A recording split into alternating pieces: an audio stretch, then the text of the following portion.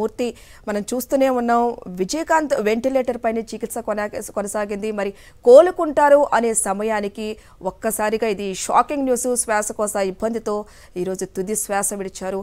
మరి తమిళనాట అభిమానులకి ఇది ఒక తీరని లోటని మనం అనుకోవచ్చు అంటారా మూర్తి?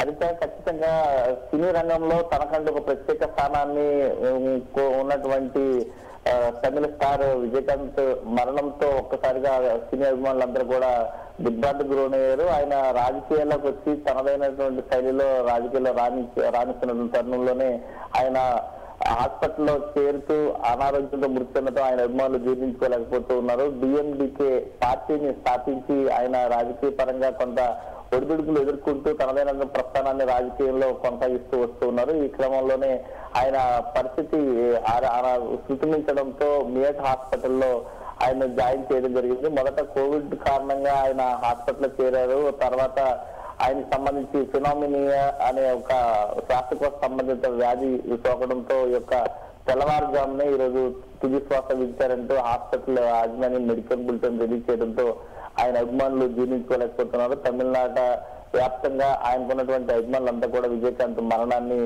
జీర్ణించుకోలేకపోతూ ఉన్నారు. హరిత,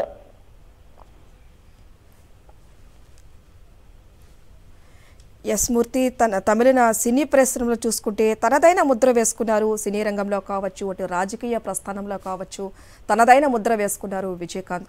మరి తమిళనాట ఏం చెప్తున్నారు అసలు? సినీ రంగం నుంచి వచ్చినటువంటి ఒక రాజకీయ నాయకుల్లో నిలుపుకుంటున్నటువంటి నాయకుడిగా కెప్టెన్ విజయకాంత్ కు తనదైన ప్రస్థానం ఉంది. ఈ నేపథ్యంలోనే తమిళ రాజకీయాల్లో డిఎండికే పార్టీని స్థాపించి ఆయన రాజకీయ పరంగా కొంత ఒడిదుడుకులు ఎదుర్కొన్నప్పటికీ తనదైన ప్రస్థానం కొనసాగిస్తూ ఉన్నారు.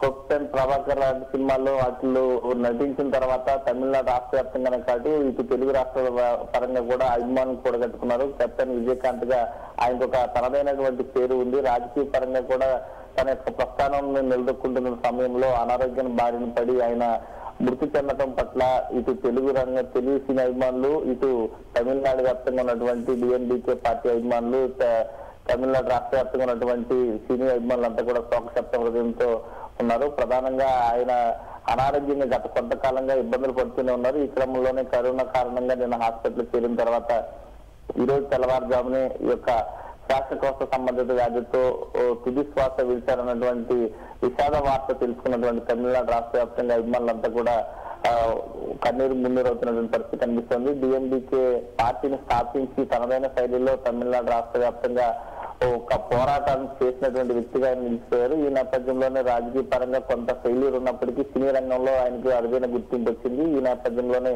ఆయన తుది శ్వాస విడచడంతో తమిళనాడు రాష్ట్ర వ్యాప్తంగా ఇటు తెలుగు సినీ అభిమానులు కూడా కన్నీరు మున్నీరు అవుతున్నటువంటి పరిస్థితి కనిపిస్తుంది. హరిత, థ్యాంక్ యూ మూర్తి.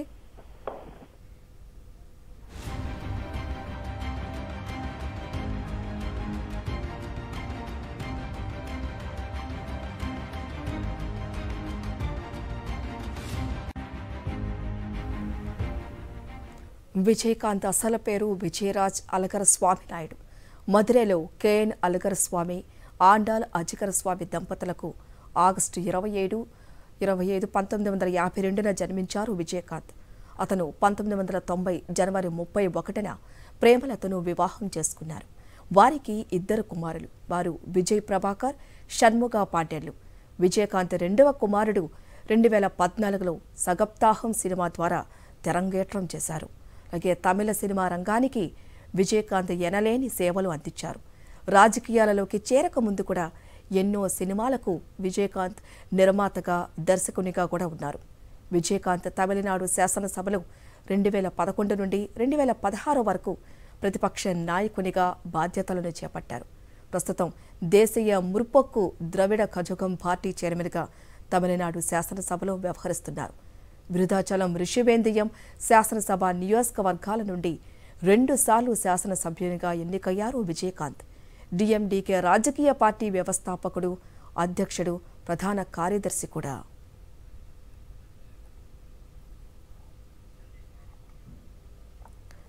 మరింత సమాచారం మా ప్రతినిధి సతీష్ అందిస్తారు. సతీష్, చూస్తున్న దాదాపు 150కి పైగానే సినిమాల్లో నటించారు విజయకాంత్. ఒక్కసారిగా విజయకాంత్ మృతి చెందినట్లు అది జీర్ణించుకోలేని వార్త.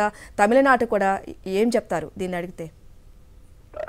తమిళనాడు విజయకాంత్ మరణ వార్త అనేది ఆయన కుటుంబ సభ్యులకే కాదు, ఎందుకంటే ఆయన అభిమానులు ముఖ్యంగా ప్రతి ఒక్కరు కూడా కెప్టెన్ అని పిలుచుకునే ఆయన అభిమానులు ఎంతో తలడిల్లిపోతున్నారు.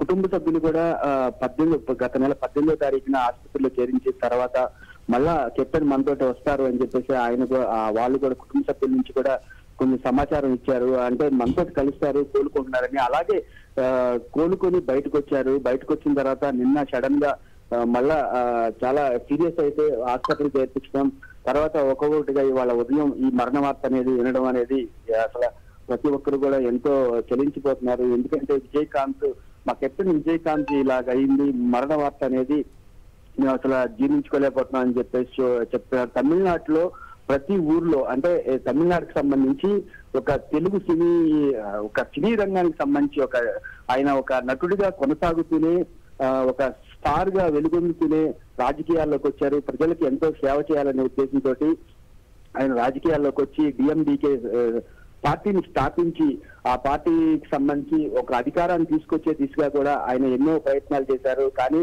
ఆ పార్టీని నడపడంలో కొంచెం ఇదైనా కూడా, అంటే ఆయన సరిగ్గా అంటే అధికారాన్ని తీసుకొచ్చే దానికి కూడా ఇది రాకపోయినా కూడా ప్రజలు ప్రతి ఒక్కరు కూడా విజయకాంత్ అంటే ఎంతో అభిమానించేవారు. ఒక నటుడిగానే కాకుండా ఒక రాజకీయవేత్తగా కూడా ఆయన ఎంతో అభిమానులు కానీ ప్రజలు కానీ ఎంతో అభిమానిస్తూనే ఉంటారు.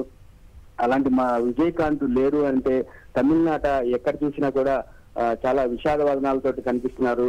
చాలా ఊర్లు అభిమాన సంఘాలు ఈ వార్త తెలిసి కూడా జీర్ణించుకోలేకపోతున్నాయి. కొన్ని రోజుల క్రితం కూడా, ఒక నెల క్రితం కూడా ఆయన చేరినప్పుడు కూడా అందరూ కూడా ఎన్నో పూజలు చేశారు.